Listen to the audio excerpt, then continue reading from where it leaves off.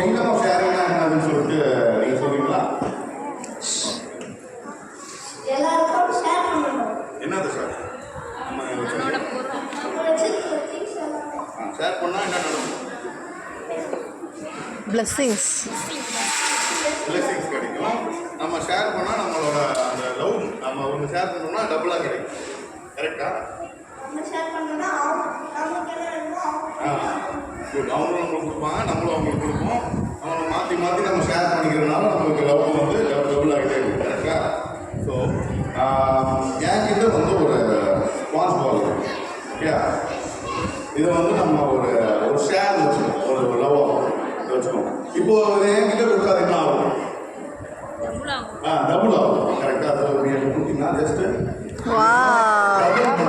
So அது மாதிரி ஒன்று ஒன்றா நம்ம பண்ணணும். ஓகே, இதை நீங்கள் ஒன்று வச்சுக்கோங்க, என்கிட்ட நான் ஒன்று வச்சுருக்கேன். ஓகே, நீங்கள் இப்படி வச்சுன்னு க்ளோஸ் பண்ணிக்கணும் கையில்.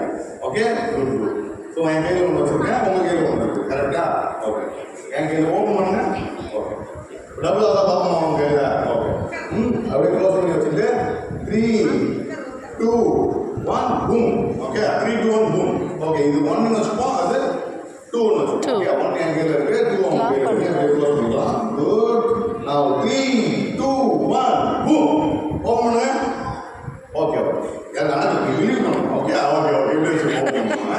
ஓகே, 1 வந்து என் கையில் இருக்குது, 2 அவங்க கையில் வச்சுக்கலாம். இப்போ க்ளோஸ் பண்ணணும். ரைட்டா? நான் 3 மேலே வச்சுக்கோங்க. உங்கள் கையில் எத்தனை இருக்குது? 1. என் கையில் 1 இருக்குது. 1, 3